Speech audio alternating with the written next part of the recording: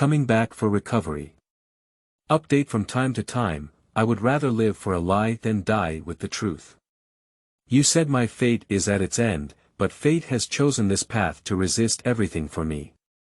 Anyway, keep going, keep going. Continue to follow the trajectory of fate. Even if survival is so difficult. PS 1. Non-orthodox cultivation literature, without a male protagonist, resembling a group image, everyone is their own protagonist. 2. You can use the author's reader group number. 7769636283. Survival is the theme, fate is the driving force, yet one deludes to break free from the constraints of fate. Keywords of the novel. Survival letters from the Immortal Cultivation realm with no pop-ups, complete collection download of survival letters from the Immortal Cultivation realm, latest chapter reading of survival letters from the Immortal Cultivation realm. Chapter 1 Wedge. Escape Path. You are listening at novelfull.audio. Chapter 1 Wedge. Escape Path, your fate is at its end. The devil whispered in his ear, curses seeping into every inch of his bones and reaching his soul. Liang had a nightmare. The vast starry sky, the future are all dark. There is no way out. In the darkness, countless demons and monsters lurk, and countless stars are constantly disappearing. Some newcomers burst out with brilliant light, while others fall silent and disappear back to their original origin. The unknown enemy did not show any physical form, but deep fear was engraved in her heart, like countless poisonous insects gnawing at her, trying to devour all the last hope. No, it's not over yet. There's still hope. The seamless heavenly clothes have long been torn and tattered, and the exquisite makeup of the fairy in the past has long been disregarded. Her skin and flesh have been devoured by something, leaving her pure white fairy bones bare and exposed with a grayish-yellow color. Despite enduring the pain, her expression has become fierce and fierce. Her once agile eyes are shrouded in darkness, and the starlight seems to be extinguished at any moment. If it weren't for the final belief in survival, this dying body wouldn't be able to sustain even this zombie-like escape. Liang worked hard to extract the spiritual energy stored in every small meridian. The originally vast sea of consciousness was almost exhausted, and his body mechanically drove forward. The Tao heart gradually produced fine cracks from the bottom layer, showing a trend of disintegration. Immortal bone stains. Tao Xan is unstable. Feeling restless. All energy is used to escape, even if it means sacrificing everything as a cultivator. All the efforts put in for hundreds of years of cultivation collapsed in an instant on this road of escape. It is difficult to accomplish something, but if all the previous efforts are to be wasted, it is an easy task.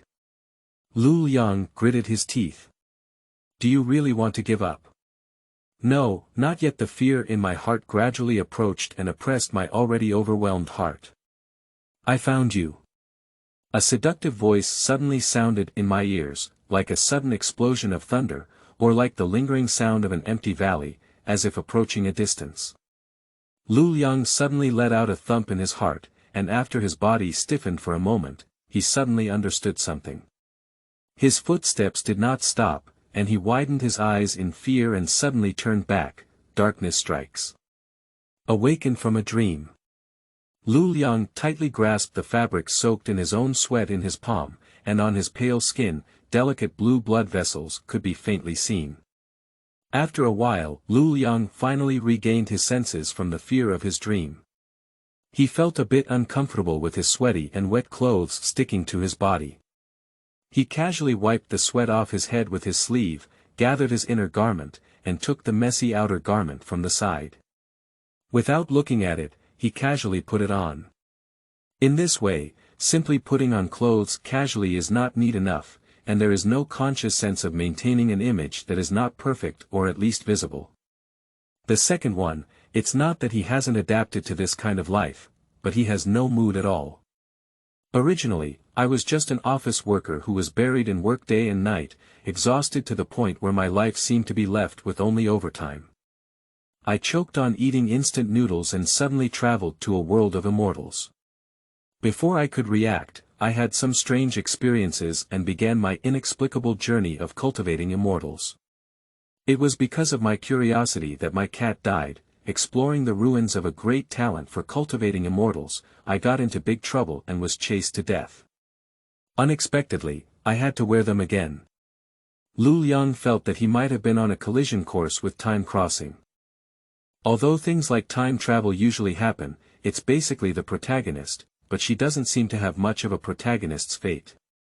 She hasn't encountered any scenes of falling off a cliff and picking up treasures, or encountering beggars as big shots on the way as for the golden finger.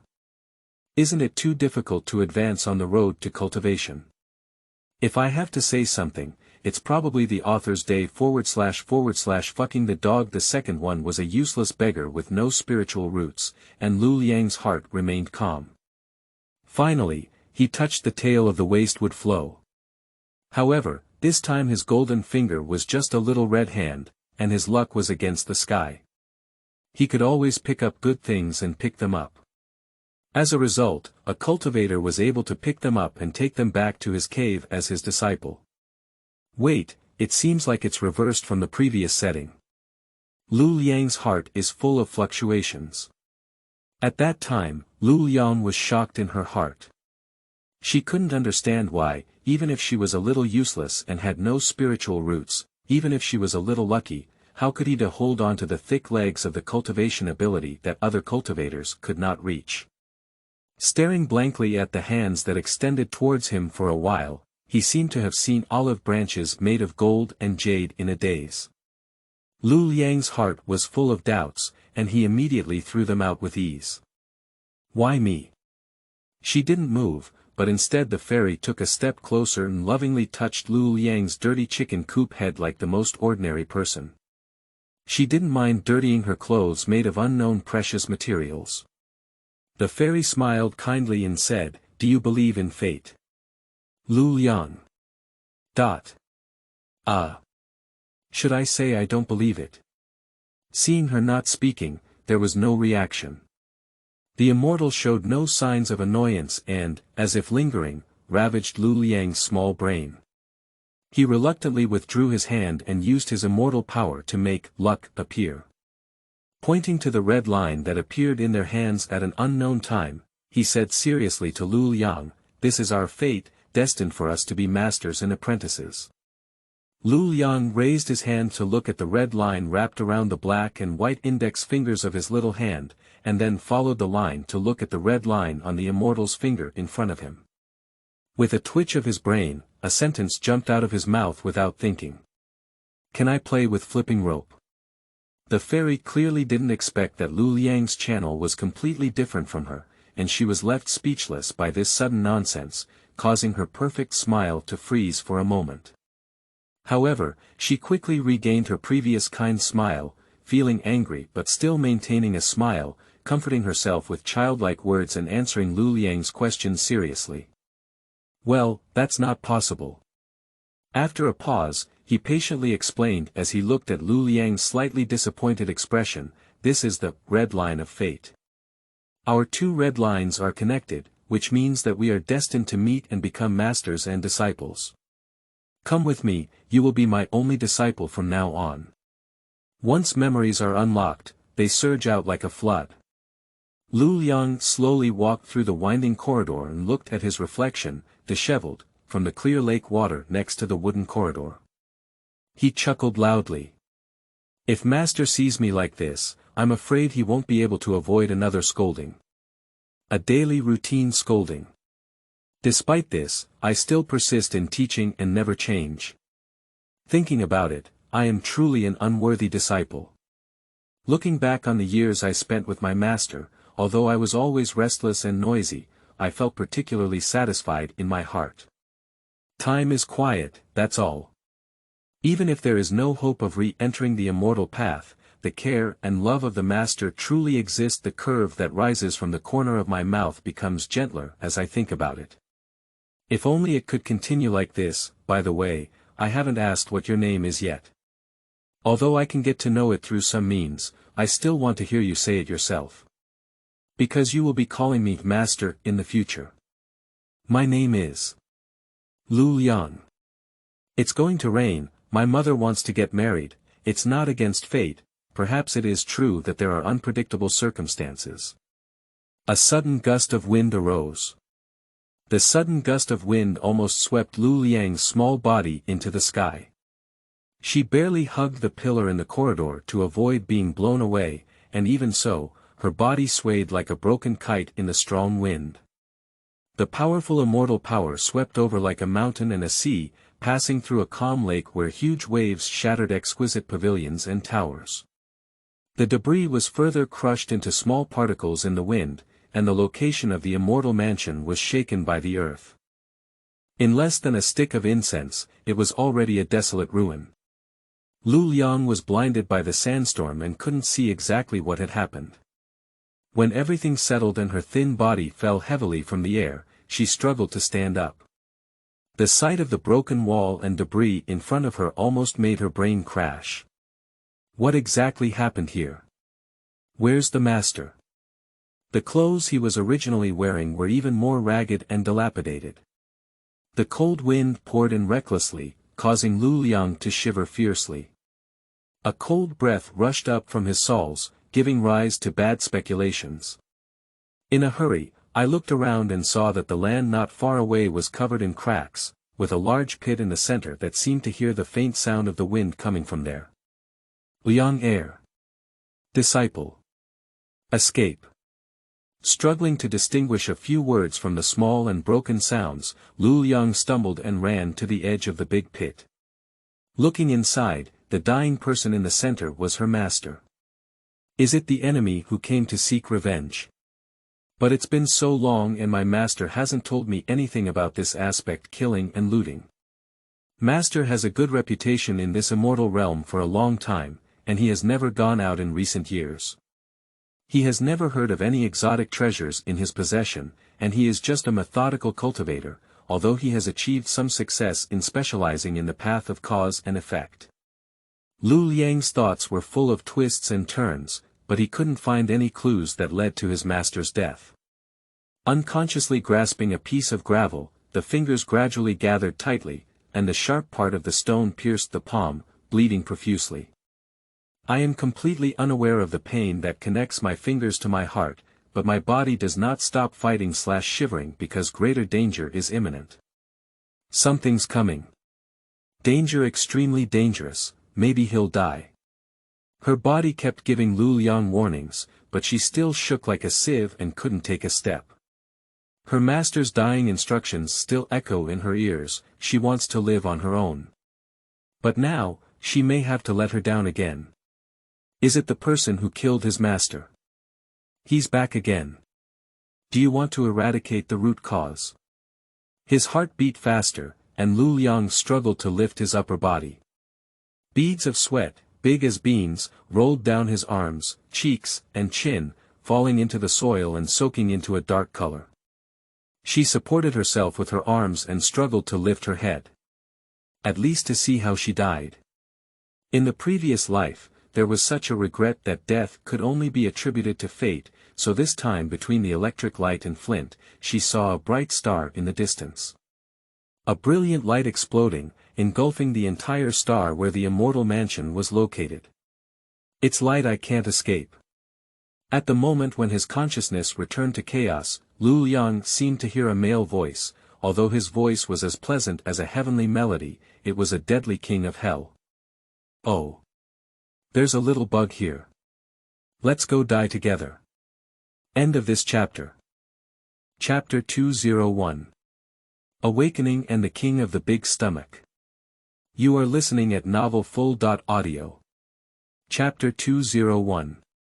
Awakening and the King of the Big Stomach. Pain, pain, pain, pain. Just as his consciousness had regained its grip, his body was filled with overwhelming pain, causing both his body and mind to feel unbearable pain. The death before several rebirths has never been so painful. This time, it seems that we need to recover the cost of the previous rebirth together, which is a combination of tens and hundreds of times the pain. The pain is so intense that there is a sense of survival. I'm still alive. In this intense pain, consciousness blurred again, feeling drowsy and half asleep. This was Lu Liang's last thought. It's great to be alive. There's still hope. Lu Liang was both thirsty and hungry, and his wounds had already scabbed. For some reason, his body's recovery ability was exceptionally good, and the wounds were itching faintly. It seemed that they were slowly healing. Raising one hand to press on his hungry stomach, Lu Liang extended his tongue and licked his dry lips, staring at the boundless wilderness without saying a word. The saliva in my mouth was almost dry, and my throat was burning with pain, almost smoking. However, after walking for so long, I haven't seen any water source, let alone any human smoke. This is probably not a problem of sparse population. There may not be any human presence here at all, but how did the original owner of this body come here? The memory of this body only has a tiny remaining fragment, and no matter how much Lu Liang searches through the messy memory fragments, he cannot find an answer. However, it can be certain that the original owner's life is definitely not much better. Clothes are evidence that can represent a person's identity. Simple and quite simple linen clothes, although very simple, have some differences from ordinary clothes. At least there won't be much discomfort, and they seem to have the function of preventing cold and keeping warm. Lu Liang has lived in the world of cultivating immortals for several generations and has seen many strange things. It is not surprising that such effective clothing materials are used. However, when his gaze touched his lap, even Lu Liang couldn't help but take a breath after experiencing several lifetimes of hard living. Lu Liang speculated that the original owner of this body was probably unable to walk.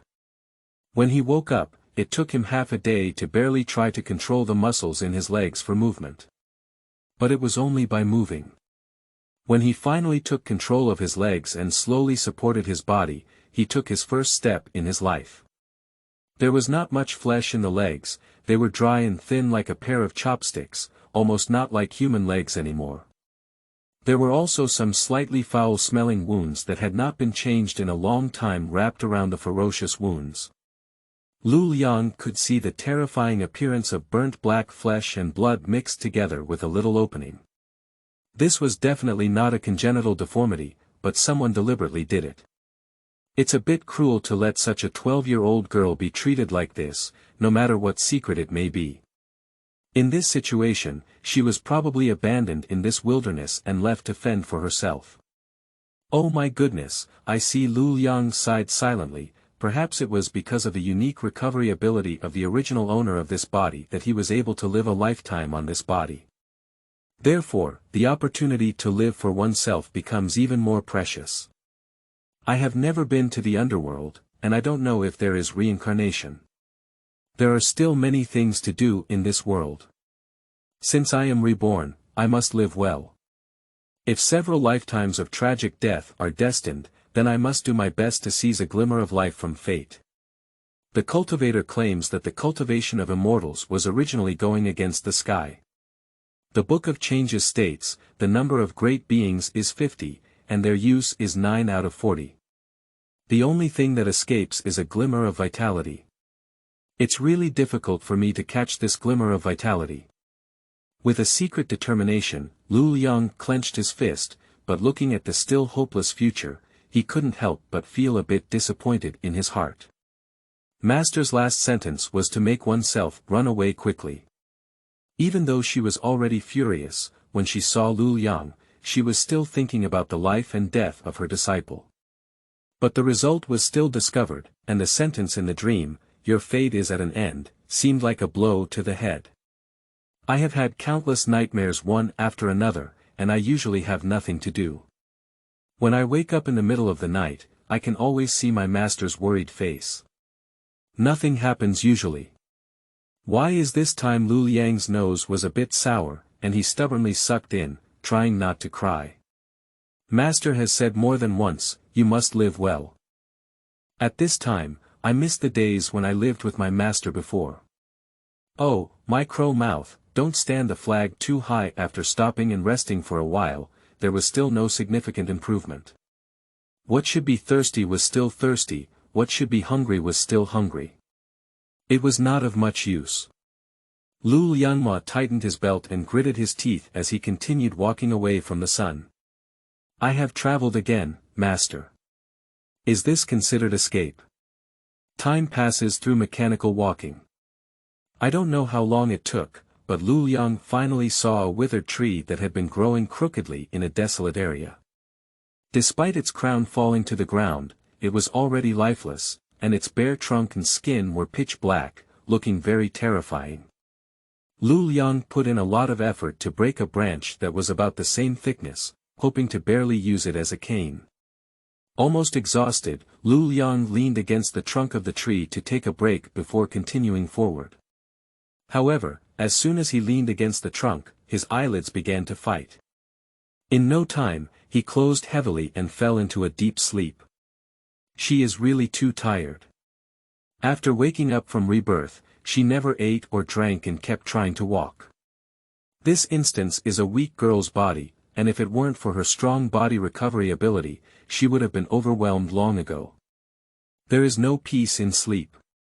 A wave of Master's face floating in the mist, smiling at her, a burst of dark stars, demons and monsters gnawing on her body, even falling out with roommates in high school, disregarding everything and moving out of school dormitories to rent a house to live in, not good at dealing with colleagues, only burying oneself in hard work all day. Everything is vivid in my mind. The things I have experienced and the people I have met flash past me like a slideshow, evoking happy or heavy memories that are fleeting.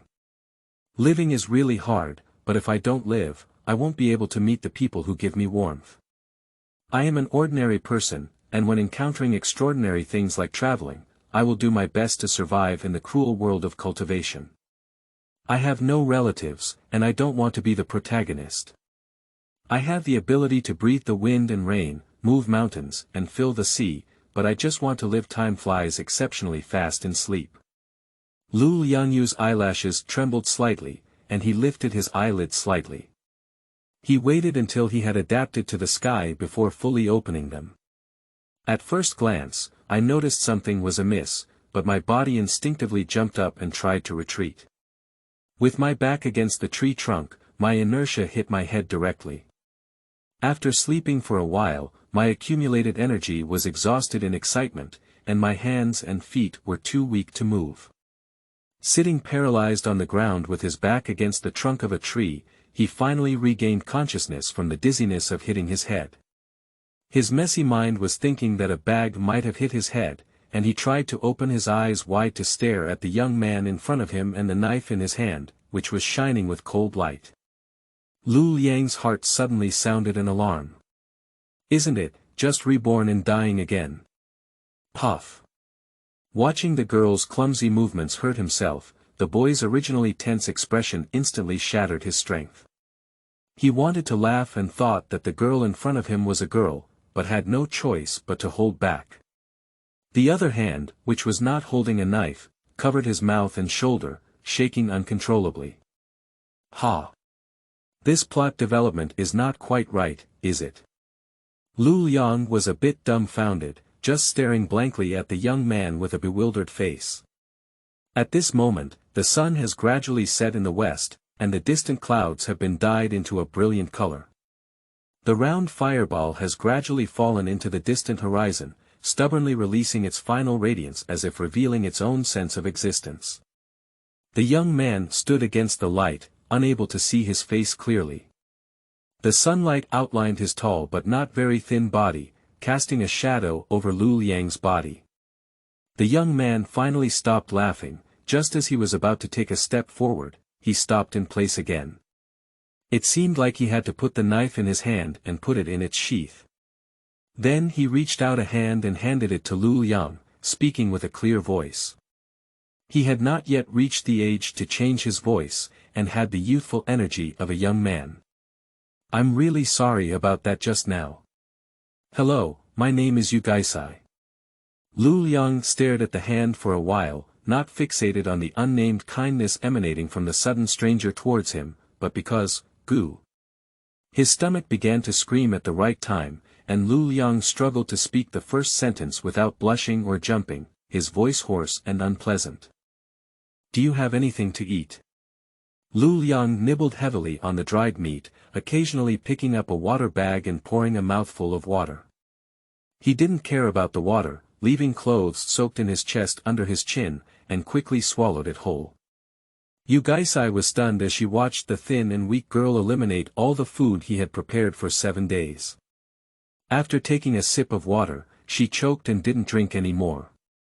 In the end, she just held her own water bag and watched as Lu Liang finished eating. The atmosphere suddenly became very eerie.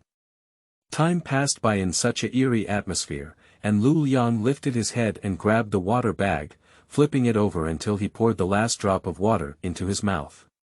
He then contentedly pursed his moistened lips and patted his bulging belly, revealing a smile. Watching the girl's full and drunk appearance, Yu Gaisai finally realized and scratched her head to break the atmosphere. So. Are you full? I'm half full. After eating and drinking, Lu Liang's mood also became happy. He nodded, squinted his eyes, and licked his lips as if savoring the taste of the freshly eaten jerky. Thanks to the nourishment of water, although the voice is still a bit hoarse, it is no longer as unpleasant and harsh as before. Yu Gaisai's expression was somewhat conflicted, and she touched the bundle she had placed aside with her back hand, her mouth flattened and she felt aggrieved. He only brought 10 days of food in total. He had originally planned to take a short adventure, but he didn't expect to have consumed almost all the food when he met Lu Liang in just 2 days. Isn't his adventure a failure halfway through? Yu Gaisai reached out to hold the package in her arms and curled up. You can't finish the remaining 2 days of food. There is no silver of 300 taels in this place. After listening to Yu Gaisai's words, Lu Liang turned his head to look at his movements and couldn't help but chuckle, saying, "You're being teased. Don't be so nervous." Pacifying the young man casually, Lu Liang glanced at the package tightly held in Yu Gaisai's arms. He thought there was at least enough food to eat for 2 or 3 days inside. Lu Liang patted his stomach and said, You can't eat it all at once, it's not good." Yu Gaisai, who was peeking at Lu Liang through the cracks, secretly thought to himself that it was not good. This little demon king was indeed coveting his own food. Yu Gaisai buried his face in the bundle with a bitter expression, unwilling to look at Lu Liang again. Oh. Seeing that he was about to regain the eerie atmosphere he had just had, Lu Liang patted his forehead and suddenly remembered something. "By the way, I haven't told you my name yet." He was thirsty and hungry just now. Yu Gaisai raised her head and said expressionlessly, "You big stomach king. Devil." Lu Liang pretended not to see an innocent smile and said, "Hello, Yu Gaisai, I am Lu Liang." End of this chapter. Chapter 302. Stars and False Spiritual Roots. You are listening at novelfull.audio. Chapter 302. Stars and False Spiritual Roots. The night gradually deepened, and the open wilderness became particularly quiet. In the distance, there was a faint roar of monsters, while nearby, only the whirring wind could be heard. At night, the strong wind messed up his hair. Lu Liang could only look up and simply gather them together, and then directly tied a knot with a torn piece of cloth not far from the end of his hair. Yu Gaisai frowned at the sight. Looking at Lu Liang's clumsy appearance, Yu Gaisai couldn't help but hide his face. His gaze wandered around his messy hair for a while, but in the end, he still had obsessive-compulsive disorder and couldn't bear to watch. He personally helped Lu Liang comb his hair. Lu Liang tilted his head and let him simply follow his hair with his hands. Since someone was helping, why not do it? As a result, Lu Liang took a break and shifted his gaze from the campfire in front of him. With a slight glance, he could see the starry sky. The countless stars on the dark sky are constantly changing in brightness, and without the moon competing with them, their connected galaxy is even more eye-catching. Lu Liang has seen many starry skies, various planets in the universe, and even the birth and destruction of many planets. However, her mood has never been as calm as it is now. She recalls her past scientific knowledge, thinking that the extinction of these stars is rebirth and destruction, and shakes her head with a smile to shake off these strange thoughts. This is the world of cultivation, what science is there to talk about? The small face illuminated by the firelight was also dyed with warm colors. Yu Gaisai stared at the girl who suddenly laughed for a moment. Although it was dirty and bright enough at night, his movements slowed down a bit, and his hair stretched straight to his scalp, causing Lu Liang to frown and snort softly, "You're hurting me." "Yes, I'm sorry." Yu Gaisai quickly apologized, lowered his head, and continued to help Lu Liangshun with his hair. His movements were slightly accelerated, and he skillfully used the cloth strip that he had just worked hard to remove the knot to simply roll up Lu Liangshun's hair. After finishing these, Yu Gaisai breathed a long sigh of relief and nodded in satisfaction as he looked at his achievements. Now it looks much more pleasing to the eye. The bonfire in front of the two occasionally exploded a spark, although it was tilted slightly by the wind, the fire was still thriving. Lu Liang picked up a nearby branch that was neither long nor short and stirred the fire, watching as the thin black bark on the tongue of the fire engulfed it before throwing the branch into the flames. The flames shook and continued to burn. The two of them leaned against the trunk of the tree, gradually feeling drowsy. They sat with their heads tilted and knees crossed, warm flames mixed with bright stars. If the danger here was ignored, it was truly a beautiful scenery. Lu Liang suddenly had this idea. Lu Liang half closed his eyes, and his vision gradually blurred. When Yu Gaisai heard the small, "thank you" sound, he turned his head to see that Lu Liang had already fallen asleep. Yu Gaisai looked at the campfire in front of her and gently used her ingenuity to break off some branches, adding the remaining ones to the campfire as firewood. She sat back in her original position and picked up a few techniques to lay defensive spells, quietly starting to meditate and practice. He had already reached the 9th level of Qi refining perfection, only one step away from the door to build a foundation. This time, he secretly ran out to the outskirts of the wilderness to adventure, partly because he was looking for opportunities to break through the realm. However, after realizing these past few days, I haven't gained much. Strangely enough, after encountering Lu Liang, my realm has slightly loosened. At this moment, taking advantage of the stronger spiritual energy of heaven and earth on the wilderness compared to other places, Yu Gaisai began to try to break through the realm. This time, it is smoother than ever before. Relaxing and absorbing the spiritual energy of heaven and earth, the spiritual energy circulates in the meridians for several small weeks and is refined into spiritual liquid. Slowly following the traction of the cultivation method, it returns to the dantian and launches an attack on the seemingly thin layer of obstacles. The newly gathered spiritual creek began to churn with waves, constantly absorbing the spiritual energy of heaven and earth from around, and then gradually turning around the meridians into spiritual liquid, converging into the creek, preparing for the final attack. Seeing that the gathered spiritual fluid was almost uncontrollable, Yu Gaisai stopped the process of transforming it and wholeheartedly began to control the foolish and restless spiritual fluid. He calculated the time in his heart, and when he felt it was almost over, his mind moved and urged all the spiritual fluids to rush towards the barrier. Yu Gaisai had fantasized about how he would break through the realm of foundation building many times, and had also thought about how to use lightning speed and force to directly break through this barrier. However, what he never expected was that this barrier was so fragile that it could not be easily attacked. The spirit liquid, which was ready to be unleashed, smashed through the barriers without any obstacles. Along with its shattered fragments, it fiercely fell into the interior of the dantian. The force that had been stored for a long time could not dissipate for a while, and inertia drove a large ball of spirit liquid to rush and collide with the returning dantian. Puff! Unexpectedly, Yu Gaisai spurted out a mouthful of blood, and then regained consciousness from the shock of easily breaking through the barrier. Without any hesitation, he immediately worked hard to use his martial arts, trying to appease the spiritual liquid mass that was rampaging in his own elixir field. When he closed his eyes and practiced, He had no intention of noticing that the spiritual energy of heaven and earth attracted by him had formed a small vortex around Lu Liang as he advanced.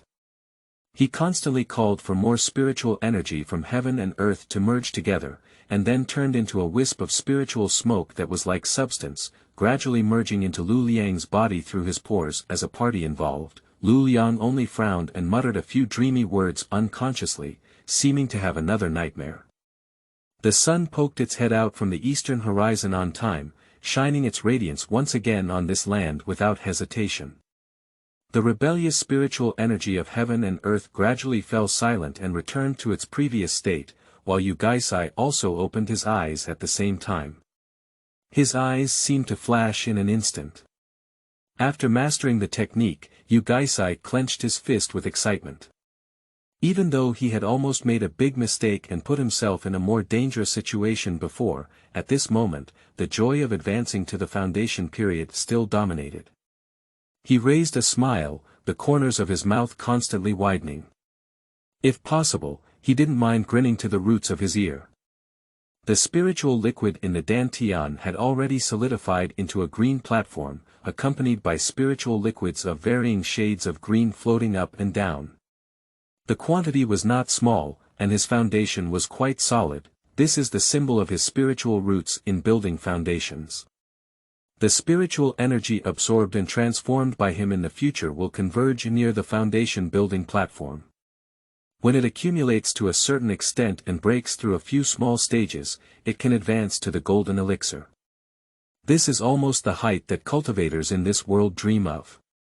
Even though we understand that there are levels such as Yuaning, Huashen, Hehe, Dujie, Mahayana, etc. above the golden elixir, in such a world where spiritual energy is scarce, the golden elixir ancestor is already considered the most top-notch existence. In ancient mythology, Yuaning was just a mole ant, and the ability to cross tribulations in combination was everywhere. In this era of the end of the Dharma, the once ant-like existence cannot be surpassed by current cultivators. Yu Gaisai was eager to try and skillfully control his spiritual power with divine consciousness, and the world suddenly changed in his eyes. As we reach the foundation construction stage, our perception of this world becomes more precise and subtle. We don't need to do anything more ourselves, and our divine sense can be felt within a few meters of our surroundings. The first time she released her divine sense, Yu Gaisai was extremely excited and almost unreservedly expanded her divine sense to explore outward in all directions. Yu Gaisai focused her gaze on Lu Liang and frowned in confusion. Only cultivators with a foundation or higher cultivation level can use the technique of exploration against lower-level cultivators or ordinary people, unless the cultivation of spiritual consciousness is really not at home, and even cultivators with lower levels of spiritual consciousness exceed themselves. Except for those who have already mastered special methods to cultivate abnormal beings stronger than the average level of the same level at the lower level, of course, this situation is rare. In addition, one can basically observe the spiritual fluctuations of the other party to determine their spiritual roots. In addition to this method, external forces such as the spirit testing stones used in the sect can also be used to check the spiritual roots through other media, but currently he does not have this kind of thing on him. Yu Gaisai once again sensed the spiritual fluctuations and found them very strange. He was certain that Lu Liang had a spiritual root, but he couldn't feel what kind of spiritual root it was, which made him start to doubt himself. What's really wrong with it? Just as he was frowning and pondering, Lu Liang finally woke up leisurely. She lazily stretched her arm and yawned, rubbing her eyes to look at Yu Gaisai, who had been practicing all night without sleeping and still energetic. Although Lu Liang temporarily blocked some issues, this is after all a world of cultivation. Although she has not yet started formal cultivation, she initially sensed the existence of sparse spiritual energy from heaven and earth. I guessed that the other person was practicing and didn't speak. With one hand, I pinched my nose with 2 fingers, controlled the distance to avoid getting too close, and silently handed a small mirror that I had found from Yu Gaisai's bundle to him. Immersed in the world of his own thoughts, Yu Gaisai had not yet realized it. A large black shadow appeared in front of him, and he looked up at Lu Liang with his nose clamped in his mouth, his expression of disgust somewhat bewildered. He pulled his gaze back and fixed his gaze before seeing himself in the mirror. Impurities that had been excluded from his body due to advanced construction had formed a hard and fast texture on his skin, and things that had been selectively ignored before had a stronger sense of existence at this moment. It was the stench emanating from him. What a shame. Watching Lu Liang silently take 2 steps back and look at his intellectually disabled expression, Yu Gaisai felt a sense of relief and tears in her heart, filled with grief and anger. This is definitely his biggest mistake on the road to seeking immortality. Until Yu Gaisai hid behind the trunk to tidy herself up, Lu Liang used her divine sense to look inside. The first time she was reborn, she had reached the stage of about to transform into a god. Although the second time she was reborn was just an ordinary person, her divine sense accumulated over the past few lifetimes could be comparable to that of a cultivator during the transformation period. Therefore, when she quietly released her divine sense to investigate, she had no connection with Yu Gaisai. She knew that Yu Gaisai had tried to examine her spiritual roots, and she also had doubts. Although she didn't have a spiritual root, a small spiritual vortex appeared in the center of the elixir field when trying to activate the spiritual energy of heaven and earth. Although the volume was small, there was a powerful suction force that didn't match the size when rotating. This situation is simply unheard of. Based on the experiences of several lifetimes, Lu Liang thought for a while but still had no idea. Yu Gaisai had already come from behind to say hello, so she had no choice but to give up. It's okay, just get to know it slowly in the future. 2 small figures gradually faded away, and the chaotic wind dispersed their breath. A crack grew out of thin air in the middle of the sky, and as I watched it grow bigger and bigger, until it completely opened a large opening that allowed people to pass through. In the torn space gap, a pair of hands suddenly stretched out, pure as jade and truly tender as scallion roots. These hands grasped the 2 ends of the space crack like this, then exerted force to make the opening more spacious, and then stepped out, and the whole person crawled out. Another person, also covered in a black cloak, followed closely behind. Unlike the previous person who deliberately wore a hood that shrouded her entire face in shadows, she displayed her stunning beauty in a grand manner, just like the unparalleled beauty described in the poem. She wore a bright moon pendant on her ears, which further enhanced her radiant appearance. However, she wrapped her hands inside her clothes and did not want to reveal anything except her face. Oh, let's go. Looking at the ashes under her feet, she raised one eyebrow and didn't hide her surprise. There's always a chance. Another person cast their gaze into the distance. Well, just add another chapter to save the manuscript and run. I'll wait until I finish the final exam to crawl the updates. Thank you for your recommended tickets, thank you very much. End of this chapter. Chapter 403. Going Home and Living. You are listening at novelfull.audio. Chapter 403. Going home and living. Despite various unwillingness, Yu Gaisai finally embarked on the path home. As for Lu Liang, of course, I chose to go with him. This wasteland is desolate, and after walking for a whole day, I only found a withered tree. If I want to find a place where people live alone, not to mention finding a place to live for a long time, I just keep searching without eating or drinking. I may die here halfway and become a pile of bones that no one cares about in the wasteland. Now that I still have no knowledge of this world, Yu Gaisai is a great breakthrough. As Lu Liang walked along, she tried to attract qi into her body, but after the spiritual energy entered her body, it was completely out of her control and flowed into that strange vortex on its own. Watching the vortex clearly refuse visitors, Lu Liang furrowed his brows and stubbornly continued to absorb the spiritual energy of the surrounding world. Since you are so capable of absorbing it, let's have enough. I want to see when you can suck it. Along the way, neither of them spoke much, as if they had reached a consensus unconsciously. Both of them were silently practicing, even though their progress was completely different.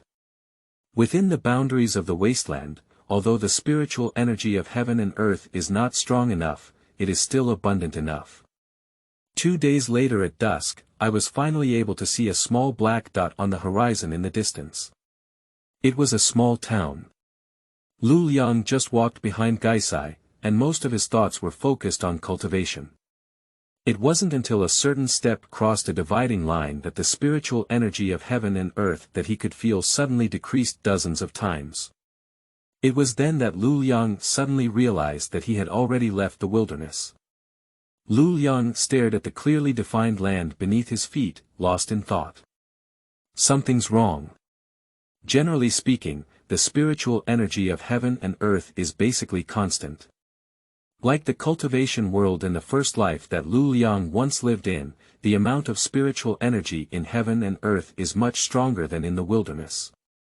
It took her a while to adapt to the huge psychological gap when she introduced the energy into her body. After all, in her memory, cultivation was a natural process, rather than working hard for a long time but making no progress like now.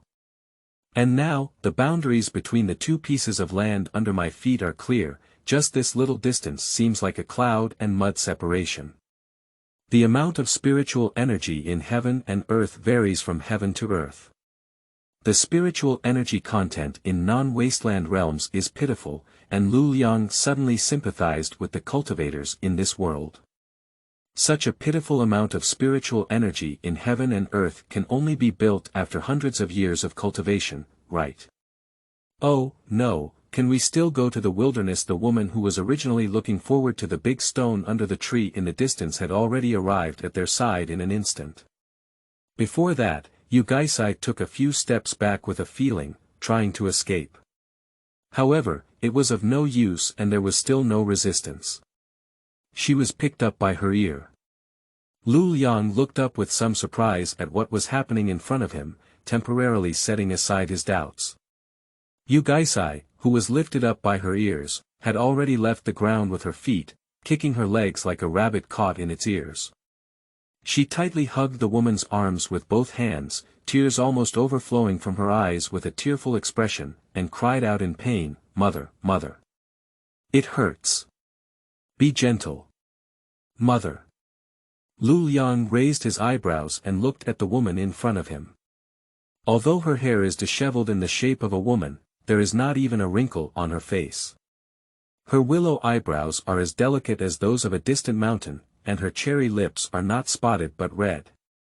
Her figure is graceful and not inferior to that of a young girl, and she looks just in her 20s. I guess so, since Yu Gaisai has already built a foundation, then the woman in front of her. Yu Gaisai's mother's cultivation should be above building a foundation. Those who cultivate immortality seek the art of immortality, hoping to achieve the position of a saint with their own body and live the same life as heaven and earth, so that their appearance will remain forever. Such things are not inferior to them. Lu Liang was thinking about something in his heart, while Yu Gaisai was still howling loudly on the other side. The woman's eyebrows stood on end, and her beautiful eyes immediately made Yu Gaisai stop beating her back, her mouth wide open in grievances, but she dared not speak again. "How dare you come back to my mother? You little brat, you sneak out again. Go back and see if I don't take good care of you." The woman put down her hand holding Yu Gaisai's ear and raised her voice to reprimand Yu Gaisai, who had already started trying to find a crack. The female voice was tinged with sharpness, although it was not very obvious. Her gaze was on Gaisai's body. She carefully examined her up and down to confirm that she had not injured anything before quietly taking a long breath of relief. Lu Liang watched attentively from the side and didn't say much. He turned his head and pretended not to know anything, carefully pondering other things, quietly serving as his backdrop. After crossing that boundary, the weather seems to have become even more pleasant. It's really amazing. Mother. She is truly a great existence. After scolding her disobedient little brat, Xia Yaoi turned around and carefully observed Lu Liang pretending to be absent while looking up at the sky. My hair was a bit neat, and I simply rolled it up with a casually torn cloth strip, but my clothes were already dirty and tattered, his face was black and white, like a puzzle, the shoes were worn out, revealing the toes, and half of the right foot's sole even stepped on the ground. The wound cloth wrapped around the legs was already dirty and emitting a strange odor, and the loose and limp area vaguely showed burnt black flesh. As for the spirit root, although she was certain that the little girl in front of her had a spirit root, she couldn't tell what attribute it was, and had never heard of such a situation before. His gaze paused on Lu Liang's leg, and soon he lifted his eyes to face her. Xia Yaoi raised an eyebrow at Lu Liang and said, "What's your name?" "My name is Lu Liang." Upon hearing the answer, Xia Yaoi was slightly stunned and remembered a rumor. Lu Liang. Could it be that Lu family Yugaisai is at home? Sending Yugaisai away to continue boiling some hot water, Xia Yaoi reached out and stirred in the wooden bucket to test the temperature, only then turned around and waved to Lu Liangzhao. Lu Liang, who was forced to sit on a chair by Xia Yaoi, jumped down upon hearing this. Because the chair was too high, it stumbled slightly when landing. Xia Yaoi furrowed her brows as she walked a few steps to help Lu Liang stabilize her body and remove her clothes. When removing the injured fabric, she hesitated and looked at Lu Liang, but in response, Lu Liang gave her a gentle smile. The process of removing the wound cloth is somewhat difficult because over time, the skin and flesh near the wound have already adhered to the cloth, and when moved, it is inevitable to involve the wound that has not yet scabbed and started to heal. When all the wounds were exposed, Lu Liang's silver teeth were almost shattered, and he was sweating profusely. Xia Yaoi looked silently at the wound in front of her, revealing its full appearance. I don't know what method was used, but half of the leg was burnt black, and in some places, blood-red flesh was flipped over. Pustules of all sizes were bulging all over it, making it even more ferocious. Although there have been rumors about the attitude of the Lu family towards abandoned children in the family, it was just a rumor before. Today, when I saw it. For a child, this is really, I know what you're trying to say, and I knew it the moment you heard my answer. Lu Liang's face turned pale as she squeezed out a smile, feeling pain as if it was about to tear apart her rationality. Nevertheless, she worked hard to straighten her waist, stubbornly fighting against fate to the end. Sweat from the forehead kept sliding down the chin to the ground. You. Xia Yaoi stood still with a surprised expression, unable to say a word on her lips. Lu Liang shook his head at her, turned around and struggled to step on the low stool, climbing into the barrel. The horizontal plane rises, and the full barrel of medicine shakes and splashes water on the barrel wall. I can't go back, nor do I plan to go back, it's meaningless. Lu Liang gradually lowered his body and sat in the center of the bucket, letting the brown liquid soak throughout his body. She lowered her head and closed her eyes, her voice still hoarse and unpleasant, like a dying old man. I just want to live now, as Lu Liang. The Lu family is located in a corner of the wilderness. Although there are countless dangers in the wilderness, danger is also equal to opportunity. In order to compete for more cultivation resources, both the eastern and western countries encourage practitioners to explore the wilderness. Over time, these explorations have naturally developed forces beyond the two countries. Aristocratic families. Since the aristocratic family dares to occupy the crisis-ridden wilderness, it naturally has sufficient strength, and the Lu family, as the leader of the top 4 families in the 10 aristocratic families, is even more so. Due to the scarcity of cultivation resources in this world, every bit of it is not easy to come by. In this aristocratic family, the cruel rule of survival of the fittest is inevitable, and the cruelty of the Lu family in this regard is even more prominent. Those who are useless abandon them and concentrate their resources on cultivating more potential descendants. This is a world where strength is paramount. Looking not far away, Lu Nuan saw the overlapping buildings under the sunset, showcasing the majesty of a large family. However, upon closer inspection, it was not just a whole building. The high rammed earth platforms were built layer by layer, and the buildings were built on top of the high rammed earth platforms. The halls, living rooms, corridors, ancestral temples, bathrooms, and so on were densely packed and staggered, forming a complex and spectacular architectural complex. The building with a large roof appears even more solemn and dignified without any decoration, and the people walking on the long platform that matches it, whether they are monks or ordinary people, feel like ants. The noisy voices gradually dissipated in the wilderness by the wind. Lu Nuan continued to follow his memory and walked towards the sparsely populated area. The place sheltered by the Lu family has built a well-established city, and in this city called Feng, only this small corner makes Lu Nuan feel peaceful. Looking at the familiar low house in front of him, some of the thatch on the house had been blown away by the increasingly fierce wind recently. Lu Nuan was thinking of finding some new thatch to fill in later, only to hear the cry of a woman coming from inside the house.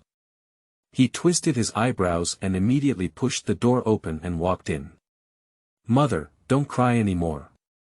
Reluctantly lighting the oil lamp that used the grease of the monsters in the wilderness as fuel, most of the room was still pitch black.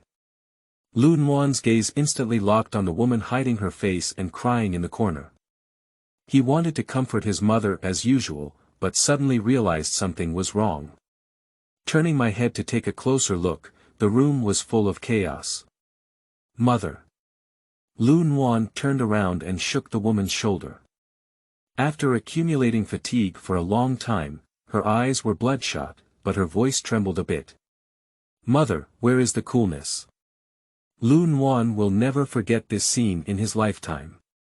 In the dimness, the mother lifted her head, her hair scattered, her gaze empty, and her eyes filled with tears. She cried and laughed, tears mixed with bloodstains, and stuttered. "It's gone, it's gone. Haha, it's gone." Lu Nuan's heart is like falling into an ice cellar. Surprisingly, when he went on a mission, he threw away the coolness. "Father." The tightly clenched joints of the hand made a clicking sound, and a storm of hatred filled the boy's eyes. "Ah! It's one step late again." Someone sighed in the darkness, their figure instantly disappeared. During the spring and autumn period, various feudal states built a large number of high-platform palaces for political, military rule, and life enjoyment needs, usually by ramming several earth platforms with a height of several meters to more than 10 meters in the city, and building halls and houses on them. Edited by Pan Gushi, Southeast University, History of Chinese Architecture. The place where the Lu family is located in the center of Lujiafeng City described here is such a high-rise architectural complex. The land sheltered by the Lu family in the wilderness is the king of the Lu family. End of this chapter. Chapter 504. The Wasteland and the Last Law Era. You are listening at novelfull.audio. Chapter 504. The Wasteland and the Last Law Era. The brown liquid gradually diluted and became clear water again. The essence of the medicine had been completely absorbed by Lu Liang's body. Lu Liang hasn't felt this way for a long time. Similar to the effect of the bone-washing and marrow-cutting pill in memory, impurities in the body are eliminated, not only making the meridians more resilient, but also making the body more agile. Lu Liang raised his hand and gently wiped away the dirt on the surface of his body, recalling his first life that he had traveled through. After washing his bones and marrow, his cultivation has been smooth sailing, and his breakthrough in realm is more like riding a rocket and quickly climbing up. He is considered a key seed cultivation among his peers. Perhaps it was the cost of multiple rebirths. In the following life, he was just an ordinary person, without even the qualification to embark on the path of immortality. Although he was protected by his master for a while, he had no worries about food and clothing, but the peaceful days in the cultivation world have always been so short. Everything emphasizes opportunities, and resources are limited. Countless cultivators cross the single wooden bridge with countless troops, and if they are not careful, they will die and disappear. That day, the melodious voice accompanied death as scheduled, overlapping with the whispers of "your fate is at an end" in countless nightmares. "I am already a dead person." Lu Liang stood up from the water, his gaze fixed on him. "But what about this? Whether it's being played by fate in the palm of one's hand, since one is alive, one must do something. For the original owner of this body, whether there is any hidden information or not, Liang has no intention of taking care of it. Looking at the scars on her legs, and then imagining how cruel the original owner's home was to have thrown a little girl with no spiritual roots and no binding power into a dangerous and unknown wilderness. From the inside and outside of Xia Yaoi's words, it can be seen that this Lu family is by no means a kind person. They are still cruel to their family, and to outsiders. That's not something that can be summarized as cruel, right? Liang came up with a plan and listed the steps for survival, 1, 2, and 3. At the same time, he climbed out of the wooden bucket and wiped his body dry with a towel draped beside him. Her hair was wet and pressed against her back. Before Liang could take a towel to dry it, Xia Yaoi lifted her eyelids and casually used a fingertip. Liang's hair had already been dried. Liang, who had long been accustomed to ordinary people's lives, was taken aback. He touched his dry hair and turned back to smile, saying sincerely, "Thank you. Pick up the clothes stacked on the chair and start wearing them." The clothes are old clothes that Xia Yaoi sent to Gaisai to ask for from her neighbors.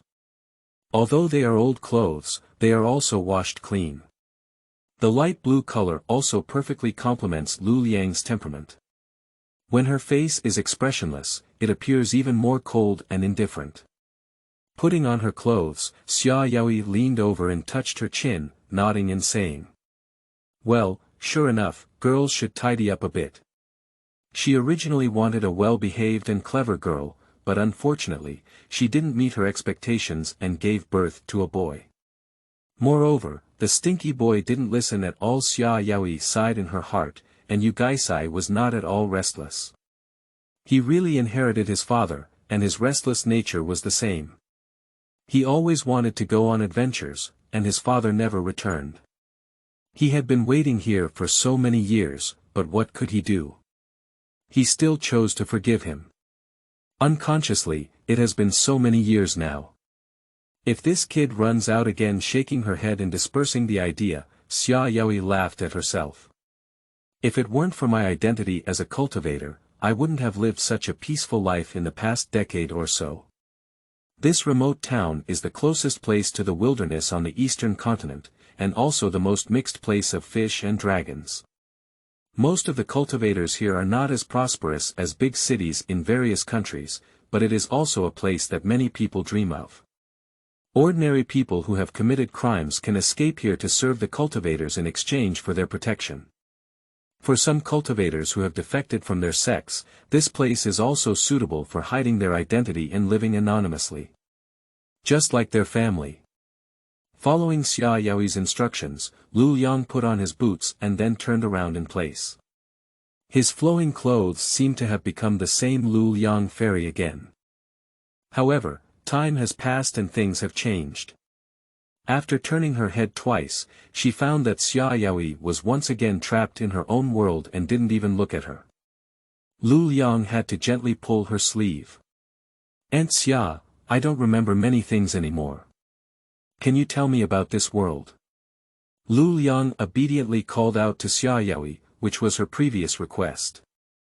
I casually made up an excuse to ask Xia Yaoi to tell me some things about this world.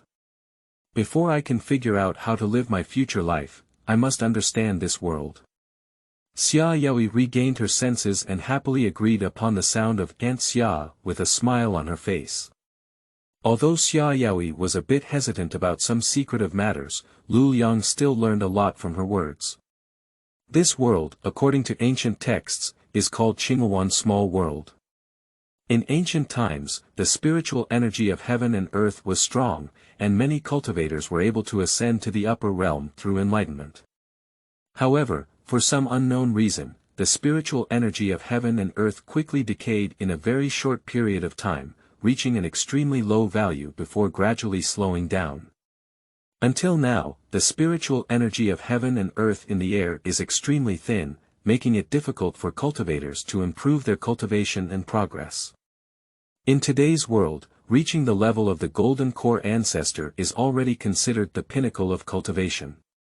Tens of thousands of cultivators, many of whom cannot even build foundations, have exhausted their cultivation for 100 years until death, turning into a pile of yellow soil that no one knows.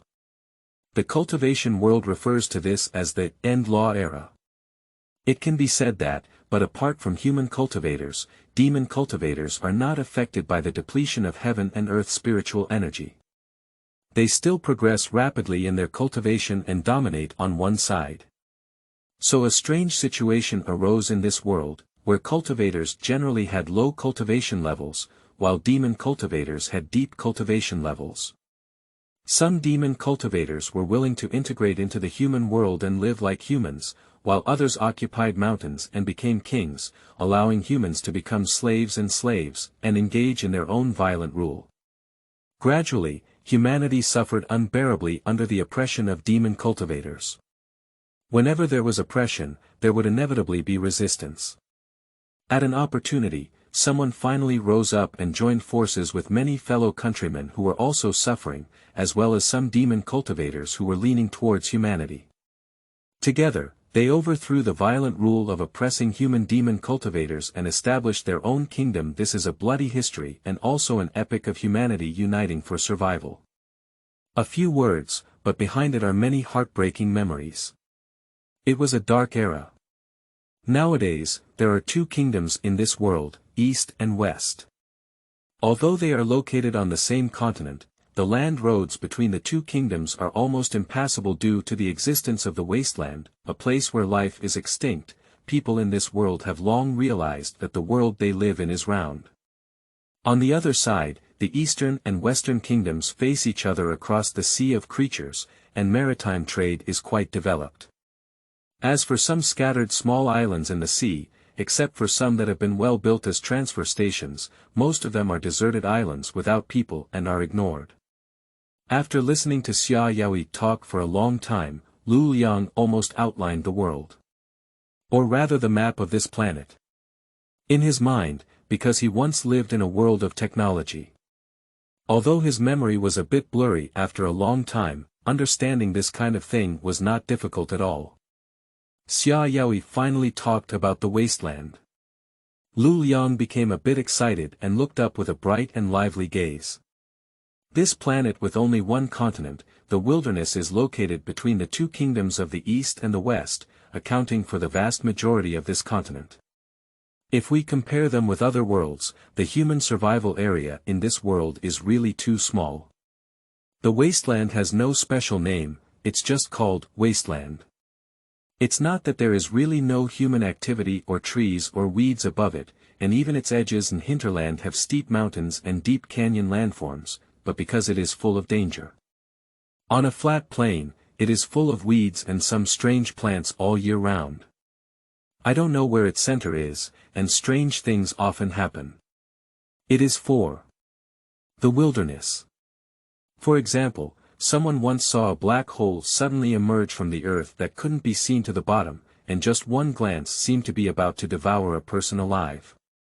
The reason for the formation of this wasteland is beyond investigation, but many people speculate that it is because of the immortal fighting method that the vitality of life here is destroyed. Whether it is true or false is just speculation, and many people laugh it off. Of course, after years of exploration and research, those who come to explore have also mastered some rules. For example, there is a relatively safe road in the wilderness, and as long as you walk along it, you will not encounter much danger. For example, in some places, you can dig up some treasures of heaven and earth. Danger and benefits coexist, and the wilderness is such a place. What fascinates some cultivators even more is that the spiritual energy of heaven and earth contained within the wilderness is dozens of times that of the outside world, and the speed of cultivation in the wilderness is much faster than outside. The pursuit of wealth and wealth insurance has led to the formation of monk settlements on the outskirts of the wilderness. Even more so, such as some large families with sufficient strength, they establish their own cities in the wilderness, and the place where they shelter is where they are the kings. Here, Xia Yaoi looked at Lu Liang and specifically talked about the Lu family. Seeing that Lu Liang had no reaction, she continued to talk about the nearby life. There is no fluctuation on Lu Liang's face, but his heart is filled with shockwaves. The place sheltered by the Lu family is neither far nor close to here. It is the border of the Eastern Kingdom, bordering the Wasteland with 6 large families. Among them, the Lu family and the 5th family are the upper 4 families among the current 10 generations, while the remaining Ouyang, Xia, Li, and Wang families belong to the lower 6 families. There are also countless vassal families. This small town is the farthest from the Xia family, with the closest being the Lu family, followed by the 5th family. Due to its proximity to aristocratic families, the nearby danger is relatively low, and even ordinary people can live here without any problems. Lu Liang calculated in his heart. The original owner of this body is probably a member of the Lu family. After turning the memory over and over, there is only one clue, the name, which is exactly the same as his original name, which saves the need to change the name used to be used for several generations to adapt to the new name. But Lu Liang does not intend to take on the original responsibilities and obligations of this body. Anyway, since the members of this family have already thrown her away, and the one who borrows her body to revive her is another Lu Liang, what has happened to her before? Is it difficult to pull it back and do it again because you feel that the torture is not enough? Waste utilization is not this method, is it? Now she can't practice anymore. All the efforts she made to bring qi into her body have been sucked in by that strange vortex, and there is no residue left for her.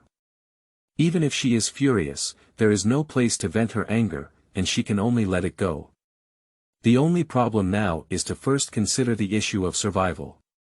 Simply put, it means clothing, food, housing, and transportation.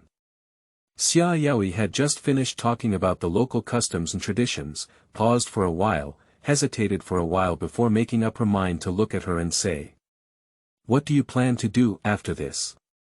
It's already the limit for you Gaisai and Xia Yaoi, the orphan and widowed mother, to be able to take her in for a whole night. We can't let her stay at their house from now on, just eating and drinking." Lu Liang lowered his eyes and thought for a moment before saying, "Can I live nearby? It's okay to build my own house, I'll find something I can do to support myself." End of this chapter. Chapter 605. Going Home and Everlasting Longing for Each Other. You are listening at novelfull.audio. Chapter 605. Going home and everlasting longing for each other. The next day, Lu Liang chose a remote place close to the wilderness and slightly away from the town, just in time to build a thatched cottage within the protected area of the aristocratic family. With the help of 2 true cultivators, Gaisai and Xia Yaoi, the speed was fast and the quality was good. In a small house, although the sparrow was small, it had all its internal organs. The thick rammed earth walls are enough to block the wind and cold, and the thatch on the roof is also thick enough to prevent rain and snow from leaking. The basic furniture, beds, tables and chairs, are all pieced together from various scraps of scraps, and a stove made of mud mixed with grass leaves can be used for cooking. Lu Liang stood at the door of his house, thinking that this was very good.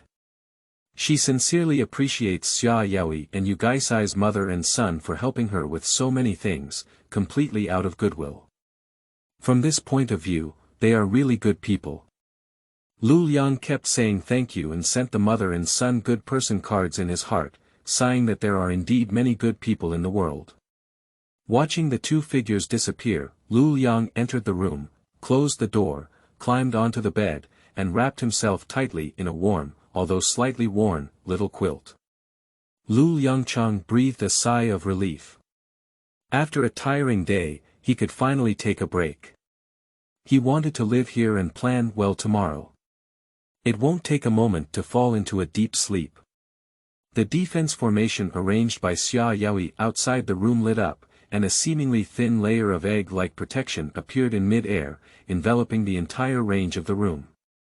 One hand came to a stop in mid-air, almost touching the protective layer with its fingertips, but it remained firmly above it. The beautiful woman beside her lifted her red lips lightly and stopped. Wait and see, don't touch it for now. The owner of the hand remained silent for a while before finally retracting her hand. She looked up at the woman, her ferocious face hidden in her hood flickering past, and her voice was as gentle as a woman's. She said, "We've missed it several times, and I hope your judgment won't be wrong this time, sister." The figures of the two sisters once again disappeared into the darkness, and the night wind blew away the last breath. Lying in bed, Lu Liang opened his eyes and turned his head to look in the direction outside the window. He closed his eyes thoughtfully and fell asleep again. Really, even having a good sleep is not enough. As she watched Yu Gaisai fall asleep, Xia Yaoi sat quietly by the bed for a while and looked at his face, which was almost identical to his father's, with slightly moist eyes. Before she could immerse herself in those memories again, Xia Yaoi was taken aback. She reluctantly glanced at Yu Gaisai again, helped him cover his bed, and stood up quietly before leaving the door. When it was almost time, Yu Gaisai opened her eyes, got out of bed, and quietly followed up. As autumn approached and the night breeze grew colder, Yu Gaisai was completely unaware of all this. He concealed his breath and silently stared at the two figures in front of him in the darkness. Xia Yaoi's clothes were blown up by the wind, fluttering and falling in mid-air. The wind conveyed the words of Xia Yaoi and the black-robed man to Yu Gaisai's ear. "Miss, are you really not planning to go back? It has been so long and waiting any longer will have no result." "No, I have to wait a little longer. Yu Lang said he will come back, he will definitely come back." Yu Lang. Yu Gui was lost in thought for a moment, and his doubts only arose for a moment before he was relieved. "Yes, Yu Lang. Yu Chaoyue, his father, the one who left their mother and son for 15 years and never returned. A heartless person." Yu Gaisai clenched her fists, trying to suppress the pent-up emotions, her eyes turning red. He needs to continue listening, only in this way can he learn more truth. The black-robed man couldn't help but silently listen to Xia Yaoi's resolute words. "As an old servant of the Xia family for many years, I naturally have a clear understanding of those past events. The young lady has never returned to her home in the past 15 years, and she refuses to accept any help from the master. She struggles alone to raise the young master, leading a poor life and suffering a lot. Even the young master has a unique talent for mutated wind and spiritual roots, and the young lady has no intention of going back. The head of the family had to send someone to forcibly pass over the best cultivation secret of the Xia family." The black-robed man sighed in his heart. As the young lady of the Xia family, how could the heartthrob of the head be coaxed away by such a poor boy? And this poor boy doesn't have anything particularly impressive about it. In terms of cultivation, his cultivation is not high, and he is a bit dull and brainless, and he doesn't have any major skills to impress everyone. But his greatest ability is to make the young lady feel happy. However, 15 years ago, the young lady who was about to give birth was abandoned and never returned. The black-robed man shook his head and no longer recalled these past events. The family leader's nagging instructions before his departure still lingered in his ears. As a father, the head of the family is also worried about his daughter. Attempting to persuade the young lady to go back failed, and the homeowner's expectations were once again dashed. However, this was not the most important thing this time. After calming down, he opened his mouth and said, "Mississippi, since you don't want to go back, you have to go back and take a look. The head and wife both miss you very much, and the wife is even more worried." After a pause, he hesitated and looked forward to it. "The head is next month's birthday, you can go and take a look. It's okay to take a glance, let the head and wife be relieved." This. Xia Yaoi was a bit shaken. 15 years, whether it was long or short, were not short. During her childhood in the family, when she had no worries about food and clothing, her parents gave her enough love. However, she eloped out to get married and have children for her lover without even seeing her parents for 15 years. It was indeed a bit excessive. With this in mind, his tone softened a bit and he said, "Okay. I'll go back once and leave as soon as I meet." Emphasis was placed on leaving as soon as I meet. Seeing that Xia Yaoi finally agreed, it would be great if she could just leave after a brief meeting. The black-robed man was overjoyed and said, "Then please make sure that Miss brings the young master back with you. We will be waiting in Yi City at all times." After speaking respectfully, she left her luggage and quickly disappeared from Xia Yaoi's sight. After staying in place for a moment, Xia Yaoi looked at the direction of the wilderness with a worried expression and said, "Liang Yalang, when will you return?" When Xia Yaoi regained her composure and stepped into the courtyard door, she saw that Yu Gaisai was wearing an inner garment and standing barefoot on the ground, holding the door open. "In my memory, my son has always looked like this, especially sensitive to his departure, always insisting on staying up and waiting for him to return home." The cold moonlight cast a shadow on the window lattice, and only half of Yu Gaisai's face was illuminated by the moonlight. Memory overlaps with reality, and the small figure also overlaps with the slightly erect figure of the young man, much like the person she misses. My son has grown up. Xia Yaoi's nose is a bit sore, time is really unforgettable. 15 years seems like a fleeting moment. Mom, tell me another story. Without asking much, the boy repeated his words 1,000 times, as usual. My mother closed the courtyard door and responded with a nasal sound, and a tear quietly slipped from the corner of her eye. The house remained silent, watching all of this happen. The oil lamp lit up, and the female voice repeated the story that had been told for 15 years and 1,000 times. Once upon a time, there were siblings. One day, they picked up a few pounds of meat and said they were going to visit their grandmother's house. They were walking by the ridge of a field, and their neighbor asked them where they were going. They said they were going to their grandmother's house. The story of the tiger grandmother, also known as the story of the wolf grandmother. This type of story is also passed down in North Korea, Japan, Vietnam, and other places, similar to the European Little Red Riding Hood type of story. The main plot of the story is: the mother goes out, the child is at home, the beast or fairy dresses up as a grandmother, deceives the child, comes to the house, and eats the smallest one while sleeping with the children at night. Sisters fled to the tree outside the door and used clever tactics to kill wild beasts or fairies. This story has been widely circulated throughout China and has undergone varying degrees of variation during its transmission.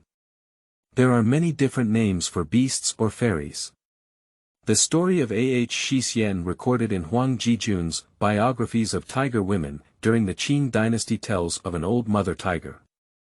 In the early 1930s, some places in Zhejiang, Shandong, and Hunan were still tigers, while many modern records did not mention tigers, but wolf grandmother, Jiangsu, Sichuan, Hunan, Hebei, Bijie, Shaanxi, and other places. In addition, there are also wild bear grandma, Yongjia, Zhejiang, wolf grandma, duck transformation grandma, wild fox spirit, old demon grandma, Yunnan, fox spirit mother, Fujian, autumn fox grandma, Nantong, Jiangsu, wild man grandma, Qinghai, and so on. The names of children also vary, often referring to daily utensils such as door latches, noses, broom bumps, elevators, buckets, and so on. End of this chapter. Chapter 706. Brother, do you have the heart to hit him with such a handsome face? You are listening at novelfull.audio. Chapter 706. Brother, do you have the heart to hit him with such a handsome face? The next day, when Yu Gaisai promised his mother to take Lu Liang around and provide some help, but when he finally got rid of his anger and walked slowly to Lu Liang's doorstep, Lu Liang had already left. Yu Gaisai remained silent at the door for a while. He had not left any messenger spells or other items with Lu Liang before, let alone that Lu Liang was still an ordinary person who couldn't use the cultivator's things. After struggling for a while, he couldn't think of any way to find Lu Liang, so he had to turn his head and face back. My mother's ear-pulling skill is really improving day by day. Yu Gaisai pondered bitterly, and his ears seemed to ache as well. Speaking of the other side, Lu Liang actually woke up very early. As soon as I opened my eyes, I saw a roof neatly arranged with thatched grass. Suddenly snapped out of his mind, he lifted the blanket and lazily sat up in bed. I yawned and dissipated my final fatigue, subconsciously trying to absorb the spiritual energy from the surrounding world. Because it was not within the wilderness, the spiritual energy from the world was very thin and absorbed like stirring a sticky mud with a wooden stick, which was twice the result with half the effort. After trying for a while, Lu Liang became impatient and gave up. He touched his stomach and happened to be hungry, so he decided to go out and take a look first. If he could find a job, even if he could just exchange some food for his stomach, he would be fine. After all, he had no clue about his cultivation and had no way to do it himself. After making up his mind, Lu Liang tidied up himself, and of course, his hair was only briefly tied up, so he could only barely avoid being too loose. Holding a simple map requested from Xia Yaoi, I planned to explore the bustling areas of the town on my own. In her previous life, she was just an ordinary person without cultivation talent. Before being picked up by her master, she had never done anything to survive. If she could find a job as a laborer in this world, there would definitely be no problem. Walking through the relatively desolate area near my home, it feels like heaven and hell step by step. The scenery suddenly changes the desolate appearance near the wilderness, and the atmosphere of autumn fills my face. The feeling of stepping on the thick yellow leaves was very comfortable. In front of him was an orange-red maple leaf forest. Lu Liang's mind suddenly came out with a sentence. Stop and sit in the maple forest at night, the frost leaves are red than the February flowers. Thinking of this, he smiled. This familiar poem is really unforgettable. After a moment of emotion, I didn't pause much and continued to move forward. Passing through the maple leaf forest, following a narrow path through the bushes lead straight to the town. As they approached, the voices gradually became noisy. 4 or 5 children ran past each other with laughter, chasing each other, picking up stones on the ground and throwing them at each other. Suddenly, there was a slight pain in the head. Lu Liang raised his hand and rubbed the spot where he had been hit, then turned his head and saw several children huddled together, blinking their big eyes and looking at her timidly. It's okay. Realizing that the children were not malicious, Lu Liang didn't pay much attention and had to forgive others. So Lu Liang smiled and shook his head to comfort them, even though his voice was not pleasant and didn't look like a girl at all. Then Lu Liang turned around and stepped onto the stone-paved street, looking around. Restaurants and similar places should also be available, as long as you allow yourself to sweep the floor or serve dishes. While Lu Liang was thinking about going in that direction to try his luck, the sound behind him was rustling and couldn't be ignored. Shen Shi had been paying attention to everything around her, and of course, Lu Liang had noticed several children quietly following behind her instead of leaving early on. Turning around again, Lu Liang saw several small heads huddled together, whispering about how to make compensation. Intentionally making a noise under their feet interrupted them, and as they looked over in disbelief with a few eyes, they shook their heads and spoke with a slightly amused tone, saying, I don't need any compensation. If I insist on compensating for something, do you know where there is a shortage of ordinary people doing odd jobs nearby? Just pay. I have already roughly asked Xia Yaoi before, and this small town located on the border of the wilderness is basically a 3-no-matter zone. For some casual cultivators, ordinary people who commit crimes such as killing and setting fires, and even those who hide their identities to avoid certain things, this border town is definitely a treasure. Changing its name and appearance will cut off the previous life and start a new life in this place. Unlike in the cities where 2 kingdoms and aristocratic families belong, this place is a mix of good and bad. Immortals protect ordinary people, and ordinary people, whether they are great traders or villains, can still live a prosperous life as long as they do some basic work for the cultivators. This situation has not been happening for a day or two, and the permanent residents also have it. The children in front of us are naturally descendants of the permanent residents here, so asking them should also provide some important information, although Liang himself did not have much hope for it. Watching the few children without any movement, Liang turned around and prepared to continue trying his luck on his own. After all, it's better to seek help from others than oneself, and relying on oneself is the safest way to handle anything. As soon as I took a step, my clothes were grabbed by a small hand. When I turned around, I saw that I was the oldest among those children.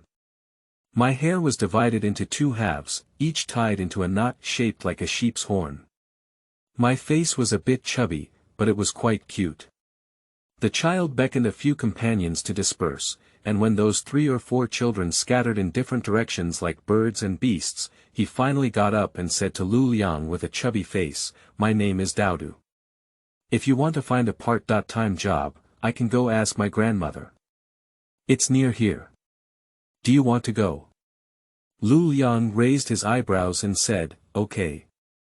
Upon receiving a positive answer, Dodo nodded and said, "Then come with me." She ran forward. The little boy had short legs, but he didn't run slowly. Liang struggled to follow him in the alley and quietly used his divine sense to explore. He found that Dodo was actually the 4 spirit roots, at the level of the second layer of qi refining. Looking at the vortex inside his body, Liang felt a bit uneasy. He couldn't even compare himself to a 9 or 10-year-old child, he was really more popular than others. Finally, Liang gasped for breath as he watched the little boy stand in front of a aconitum door without blushing or panting. He tiptoed up and slapped the door with his chubby hands, calling out to his grandmother. The fire of jealousy ignited and extinguished. Well, it's not that I haven't lived an ordinary life without being an ordinary person. Now that I have some hope for cultivation, I'm starting to feel jealous. It's not good. Through the vertical window, Liang saw an old woman walking close and opening the door, holding Dodo in her arms. After Daodu explained the cause and effect to her, she lifted her head and looked at the pale and frail girl in front of her. There was a moment of hesitation in her eyes, but she still waved to signal Liang to pass. As soon as Liang walked over and stood still, the old woman's words rang in her ear. "I've heard from Dodo that my body is getting weaker and weaker, and Dodo is still young. I can't do too much for the immortal. It's a coincidence that you can come and do things. If you're willing, I can help the immortal take care of it, and you can come and do some chores every day to take care of the spiritual grass. As for the remuneration, it may not be much, but there are still 3 meals available." Upon hearing the play, Liang's eyes lit up and he quickly thanked him. Coincidentally, my stomach started screaming again, and my face was slightly embarrassed. I spoke cautiously, "Could you give me something to eat first? The sun is setting in the west." Having found a job, Liang was in a good mood and helped her with a day's work because she had a big appetite. Before leaving, the old woman, that is, Grandma Lin, even stuffed her with a bag of sweet potato-like things, called shaguhir. In fact, the sweet potato she ate in her memory tasted the same, but the name of the world was different. Mrs. Lin is just an ordinary person. In the early years, she came to this small town with her son and daughter. In law and worked together for this immortal named Wang Neng. Later, my daughter in law died of difficult childbirth, and my son was unhappy all day due to losing his wife. In the end, he fell seriously ill and died, leaving only his old mother and grandson to rely on each other. Wang Neng saw that they were pitiful and did not drive them away. Instead, he continued to let them work for him, even the old and young could not do anything. Working for himself was just a name. Wang Neng was kind-hearted and just wanted to use this method to protect them. Furthermore, although Dodo's parents are both ordinary people, Dodo is a 4 spiritual root and still has a divine connection. He is usually guided in his cultivation, and when Dodo achieves success in his cultivation, he can support his grandmother on his own, so that he can also have a good relationship with Wang Neng. After listening to a passage of history, Liang quickly figured out the joints involved.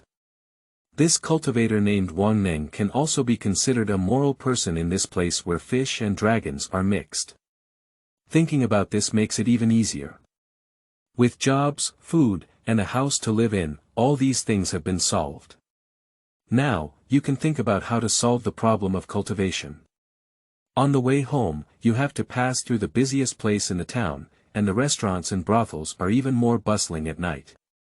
Liang thought to himself, as expected, it's the same no matter where you are, nightlife. However, Liang never wants to enter such a place. On the one hand, it is noisy, and on the other hand, it is easy to cause trouble in a lively place. Liang walked briskly through the crowd, bowing his head. Suddenly, there was a commotion in front of him. Liang, who was petite and frail, was suddenly squeezed and stumbled. After barely standing firm, he couldn't react when he looked up. A colorful figure swayed in front of him and fell to his feet. "Get out of here now, do you want to eat and drink for free without paying? Beating you up can be considered a bargain." Liang. What's the situation?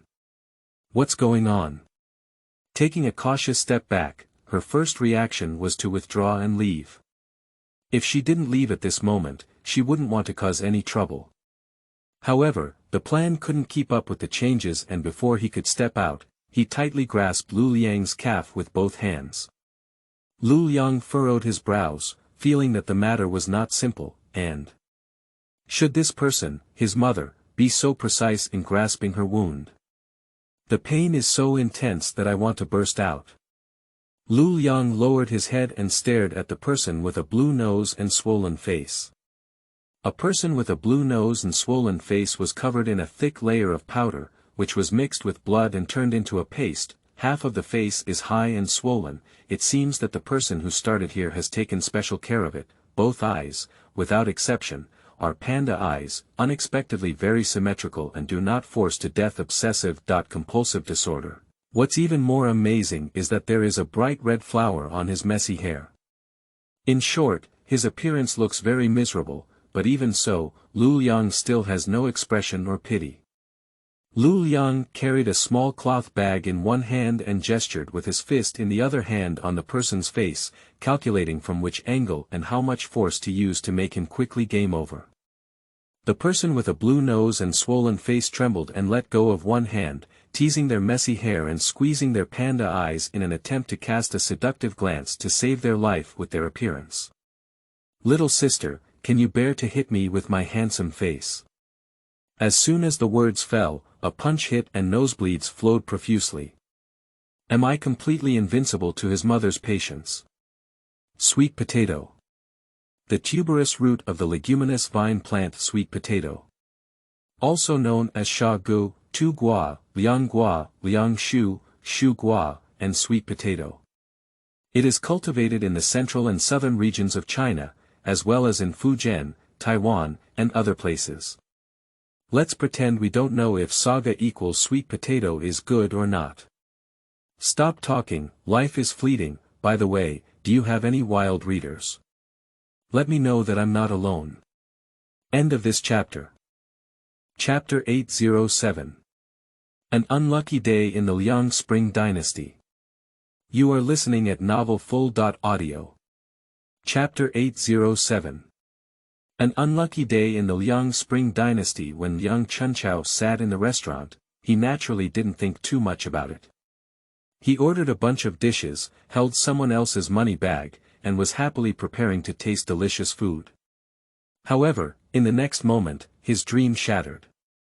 He never imagined that the daughter of the owner of this restaurant would be the one who was confused by his words and walked the small money bag while others were not paying attention. He saw the girl's face flushed with anger, and his eyes were full of anger. He thought to himself, this girl was found so quickly. But using the same methods as before should be fine. Liang Chunqiao stood up and flicked his bangs. His peach blossom eyes blinked and he threw a seductive glance at the girl who was staring at him with his waist crossed. He believed that this move was 100 attempts and effective against girls. Plus his extremely sexy voice and handsome face, well, not all the girls have been captured yet. He greeted him with great familiarity and pretended to be silly. "Little Peach, have you come?" The girl with her waist crossed suddenly covered her mouth and laughed angrily. In public, if she said that she had been cheated out of her wallet by the shameless man in front of her and was also deceived by sweet words, it would be extremely embarrassing. Fortunately, I was prepared early. Xiao Tao clapped her hands and the maid following behind handed over an exquisite wooden dowry. When she opened it, it contained 2 small boxes and several extremely gorgeous large flowers. Xiao Tao smiled brightly and opened her mouth with a soft voice, saying, "Lang Jun, I have specially brought these things to dress up Lang Jun. Lang Jun, don't let down the beauty of the little girl." "Ah. So. I won't disappoint you."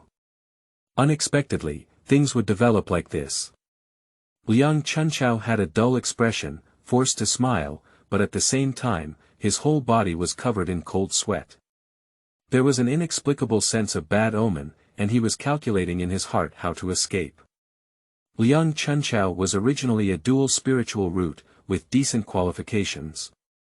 However, he was often neglected in his cultivation due to being stuck in the flower bushes. He has only just completed the 9th level of qi refining, and usually plays around foolishly by deceiving girls tempted by his beauty to secretly take money. This set of procedures has long been familiar to him, and he even calculated the time so that when he leaves, he will not be called upon. Therefore, in the past, he always passed through a myriad of flowers, and money will slip away smoothly, which has never been a mistake, but I didn't expect to fall here this time. Xiao Tao squinted her eyes and looked at the stunned man in front of her, feeling even more amused. She walked slowly and gracefully to Liang Chunchao's side, her lips curved and her smile deepened. If someone else had looked at this smile, they would have thought it was a beautiful scene of Langqing and Qi, but Liang Chunchao felt his scalp tingling. Xiao Tao held on to Liang Chunchao's shoulder and let him sit down, while another maid who had been following Xiao Tao quietly arrived and pressed her onto his shoulder. He had intended to evade escape from here, but he didn't know what the maid had done to him. He couldn't move a single moment, and his heart suddenly became half cold. Liang Chunchao couldn't say a word, and could only watch helplessly as Xiao Tao approached with the smile that made his scalp tingle. Although his voice was soft, it didn't make people feel gentle. "Lang Jun, this is the style that I carefully selected to be the most suitable for him." Xiao Taojiao smiled and smeared white powder on Liang Chunchao's face, praising him. "Lang Jun just looks like a white-faced scholar. But it's not good if it's too white, it still needs some color." Without hesitation, he painted 2 monkey buttocks on his cheeks with rouge. Finally, Xiao Tao combed Liang Chunchao's hair and put a few gorgeous big red flowers on his head. She stood a little further away, clapped her hands and smiled, "Does Lang Juanxi like a little girl's masterpiece?" Liang Chunchao didn't know what this little peach had done to him, and he had the hand of the maid that was placed on his shoulder like a rock, and he didn't know how to use it. His body couldn't move at all. However, when another maid held a mirror in front of him and saw his respectful face in the mirror, Liang Chunchao spat out a mouthful of blood. The hand placed on his shoulder quietly disappeared again. Before Liang Chunchao could wake up, the maid quietly took the money bag that had just been placed on the table and began shouting, "Some people here are eating and drinking for free without giving money." Then he was beaten and thrown out, with his face on the ground. Liang Chunchao's head was buzzing, as if there was a circle of stars circling in front of him. The sound of people everywhere was noisy, like a swamp, and he was deeply immersed in it. Amidst the hustle and bustle, there were those who pointed and pointed, as well as those who distanced themselves with disdain. The sound of footsteps was close to my ears, yet gentle and shallow. A pair of shoes caught my eye when I lifted my head slightly. Without much thought, almost subconsciously, Liang Chunchao reached out and grabbed the calf of the person who was about to retreat. As if he had grabbed a life-saving straw. The person caught suddenly froze, so Liang Chunchao lifted his head and looked at her. From a perfectly fitting perspective, although there is no sudden release of spring light that arouses contemplation, the absolute realm under the girl's skirt is definitely the place that many aspiring students dream of. And it is also faintly visible to him at this moment. The legs under the skirt are as thin as a pair of chopsticks, about 2/3 of them are wrapped in wound cloth, and the edges are a bit black and yellow, which cannot be seen if not carefully examined. My own hand happened to be gripping the leg up from the ankle, and there was still a surplus in holding it with one hand, like skin and bones. Because of the sudden use of force, the wound cloth that wrapped around that leg was now turning black and yellow. Liang Sanlian was a bit surprised, looking up at a pair of indifferent eyes. He quickly evaluated the girl in front of him. Not particularly attractive, with a straight nose, eyebrows, and eyes. Overall, he could also be called delicate. Based on his previous experience in gaming flower clusters, he could barely score 79 points before his mind could turn around. He saw the girl clenching her fists and gesturing in front of him. He instinctively wanted to beg for mercy, but he was used to teasing the girl. His subconscious actions made him want to slap himself wide in the mouth. Liang Sanlian released one hand and flicked his chicken coop, his movements extremely smooth and flowing. He frowned and looked at him as usual, as if he had never changed his past charm. He opened his mouth, his face swollen and his voice distorted. "Little sister, can you bear to hit me with such a handsome face?" Suddenly, the world became quiet. "I'm totally super invincible. How about my fucking patience?" Then he was beaten away. He leaned back and fell to the ground, his face covered in nosebleeds, and the world before him turned red and bright. He saw a small box rolling in front of him, and the unfinished white powder in the box scattered all over the ground. A gust of wind hit him, and Liang Sanlian suddenly sneezed, with blood bubbles spraying from his nose. In an instant, he saw Xiao Tao smiling in the crowd with her mouth covered. Oh, this is really his worst day in 20 years. Whispering, "The girl now is really scary." End of this chapter. Chapter 908. Liang Sanlian.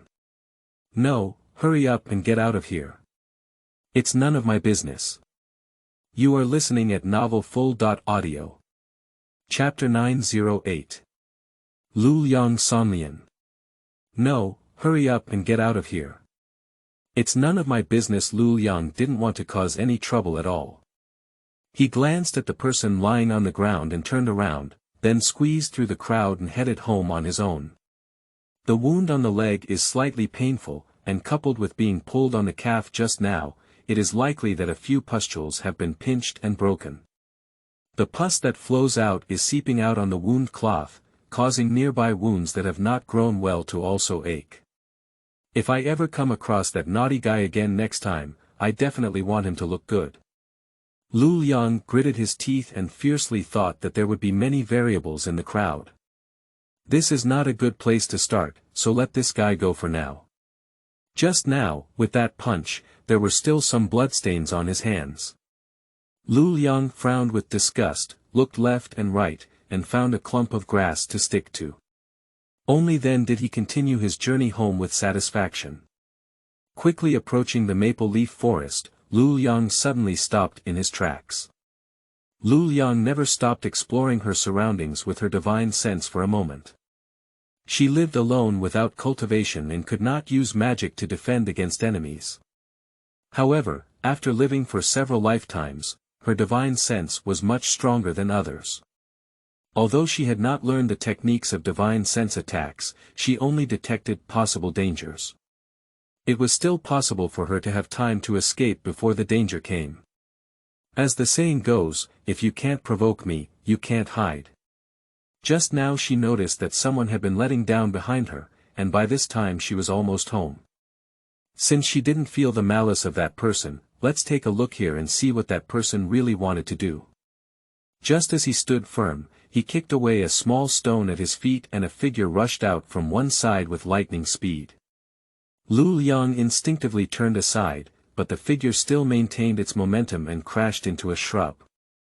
After a moment of silence, Liang walked over and took a look at the bushes with his hand. The shape was still familiar, with a familiar posture and a familiar pig head, and a familiar chicken coop. Oh my goodness, it was like sending it up for beating. Without hesitation, Lu Liang lifted his hand that had just been wiped clean, clenched it into a fist, and smashed it down again. Ahem! A mournful cry startled the birds in the forest, and the sound of flapping their wings added a touch of gloom. The moon had climbed up to the sky at some point, and under the moonlight, Liang Chuanchao's pig-head-shaped face became even more miserable. However, without any psychological burden, Lu Liang casually grabbed a leaf to dry the blood stains on his hand, and looked down at Liang Chunchao sitting on the ground. His expression was stiff, and a more stiff smile appeared on his face. Tell me, what do you want to do? Liang Chunchao was still a cultivator. Although he was usually abandoned, he had also seen a little of the world and society and was not scared to be foolish. After all, he was already a 20-year-old adult. When he cried and called for his mother to such a little girl, he said he still wanted to quit. Then Liang Chunchao calmed down as much as possible and explained the whole story to Lu Liang in detail. Anyway, that's it. I was chased and beaten, so I had to run away quickly. I wanted to apologize to you, so I followed suit and chased in your direction. As he spoke, Liang Chunchao cautiously glanced at Lu Liang's calf. The yellow pus had already stained a considerable area of the wound cloth, which was very obvious compared to the white wound cloth. An awkward expression appeared on his face. Sure enough, he was already unreasonable about this matter. Although he stumbled on the usual smooth sailing scam for the first time, the psychological gap suddenly became too big to accept.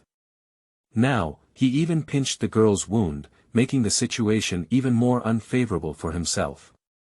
It was truly a terrible day. After listening, Lu Liang didn't care about getting angry, but instead felt a little happy. After learning about the experience of the man named Liang Chunchao in front of her, she only felt that the world was truly wonderful.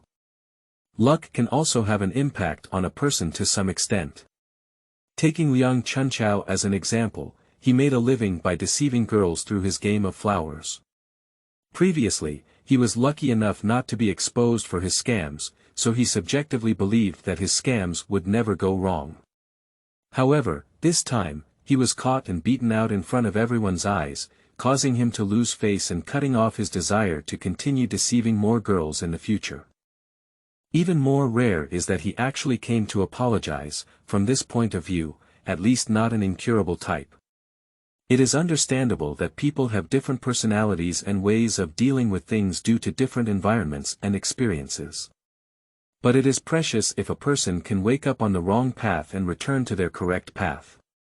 Lu Liang lowered his gaze and glanced at Liang Chunchao, who was sitting on the ground with a crooked nose and a crooked mouth. He then glanced at his hand that had just been wiped clean. Forget it, he had also been beaten. With this breath, he let go of him. Lu Liang pouted and waved his hand backwards before turning around to leave. Just as he had not taken a step, Liang Chunchao spoke out again, Wait a moment. It's not too early for such a delay, ordinary people need to have the consciousness of being an ordinary person. Lu Liang quietly yawned and turned his head to stare at Liang Chunchao silently asking. Do you have anything else to do? In an instant, Liang Chunchao seemed to see these words on his expressionless face. He involuntarily shrank and swallowed a mouthful of saliva, but he didn't plan to give up yet, so he took a sniffle, his nose mixed with blood hanging in 2 layers above his lips, his eyes sparkling with hope. That, he said stiffly, can you take me in? I'm taking good care of myself. Are you still taking a step forward if I let you go? No way, said Lu Liang firmly. Woo-woo, I really have nowhere to go. Liang Chunchao immediately pretended to cry. Get out of here, Lu Liang rolled his eyes. Don't, little sister. I don't even have food to eat. It's none of my business. Lu Liang's patience was completely exhausted. He reached out and took out a sweet potato from his cloth bag, accurately smashing it on Liang Chuanchao's face. Without hesitation, he turned around and walked quickly. Liang Chunqiao. The sweet potato, stained with blood and suspicious liquid, rolled along Liang Chunqiao's body and onto the ground, with a circle of dirt rolling on its surface. Liang Chunqiao hesitated for a while before picking up the sweet potato again. He lowered his head and glanced down. It was ugly and dirty, but there was still a little warmth. It was still hot. Liang Chunqiao happily peeled the sweet potato skin, but his gaze turned to the distance. The wilderness, I can't continue to slack off now, I have to start practicing hard. This little girl is also quite interesting, although I don't know her name. It seems like I forgot to ask for my name just now. Make a mistake. Liang Chunqiao's face was filled with melancholy, and he took another bite of sweet potato. End of this chapter. Chapter 1009. Are you afraid of going spiral up to the sky? You are listening at novelfull.audio. Chapter 1009. Are you afraid of going spiral up to the sky? For the next few days, Lu Liang woke up early and returned late every day. The job has basically been confirmed. Every day, it's nothing more than helping Grandma Lin with some cleaning and other tasks, and then looking at Dodo's cultivation and jealousy in her free time. Then, she pours water and loosens the soil on the spiritual flower and grass that is said to be found by Wang Ning. Lu Liang's childhood was quite leisurely. Of course, except for that vortex that seems to be filling up no matter how hard you try, everything else can be considered very good. It is said that dreams are a precursor to real life, and Lu Liang has nightmares quite frequently. It is not clear where they started, as he has already passed away and traveled through several times, and his memories have become increasingly blurred. Dreams are always bizarre and bizarre. I woke up in the middle of the night, sweating profusely and feeling anxious for most of the day. In my previous life, I had my master with me for several years, but now I have become alone again. Indeed, humans are still social animals. After being alone for a long time, they yearn for someone to accompany them. They are accustomed to having someone to accompany them, and when suddenly lost, they become even more lonely. Fortunately, there is still some hope for cultivation. Lu Liang looked at his small vortex, still pitch black like a black hole, but upon closer inspection, it seemed to be much larger than before. Lu Liang got up and got out of bed, starting to wash up. There should be some progress. Have you gained a lot of weight? Hey, it's a black hole full of desires and dissatisfaction. Although this body has good recovery ability, there is no sign of improvement in the wound on the leg. Because there was no spread, Lu Liang temporarily ignored everything else. After all, this body seems to have been unable to walk for years and months. In order to exercise and keep fit, now Lu Liang runs to Wang Cheng's house every day. After finishing the basic cleaning work, Grandma Lin started cooking and called for Daodu to come back for breakfast. The child quickly disappeared without a trace. And Lu Liang skillfully picked up a bucket of water to water the flowers. According to Grandma Lin, Wang Ning is a Dan cultivator. Still the kind of person who explores on his own. Although Wang Ning's own qualifications are relatively common, he is a fire, wood, wind, and 3 spiritual roots, but unfortunately he also has a bit of luck. On the way to refining pills, he really found some ways for him. Not only that, Wang Ning also has few obstacles in his cultivation, and now he has built a foundation of 5 layers. The Zongmen who Lu Liang devoted to in the first generation of his journey were majoring in swordsmanship, but Lu Liang also saw the alchemists in Zongmen refining pills at close range. He even tried to refine some simple pills because he was a little interested, so he also had some experience with some simple refining methods. I was a little excited to know that Wang Ning was refining elixirs, but unfortunately, Wang Ning had not returned for a long time, and could only stare at the spiritual flowers and grass that Wang Ning had planted in the soil with rich spiritual energy specially dug up from the wilderness. Can you tell the flowers just by staring at them? Don't say it, she really saw it. The flowers and plants grow strangely and strangely, which is completely different from what she has seen before. She couldn't tell at all that this was special. It was just a group of seductive and despicable people, right? For example, what kind of ghost is that person who is swaying around in the sun and feeling proud? That rhizome was buried in the soil, with half exposed to the air divided into two strands. It was white and tender, especially like a buttocks, possibly because it was too comfortable to be exposed to the sun and twisted back and forth in the sunlight, and its leaves may appear 1 finger thick, but in reality they may be much thicker than 1 finger. The leaves are not only thick but also wide, and when twisted, they can swing back and forth, roughly drawing an irregular circle around their own axis. Liang felt that if it didn't worry about the leaves falling off and rotating in one direction, it could spiral up to the sky. Staring at it for a few seconds, the corner of Liang's mouth twitched. She couldn't cross the range of this twisting, so she awkwardly chose to take a detour. Of course, Liang also quietly caused trouble for a while. He scooped up half of the water with a gourd that had been cut in half, and his hand started to fall. Not only did it not water a plant that twisted its butt to bask in the sun, but most of the water was thrown back by the thick and wide leaves. I wipe it, do you plants still want to go to heaven? Liang wiped a handful of water all over his face and raised his hand to compare his middle finger to his wriggling buttocks. End of this chapter.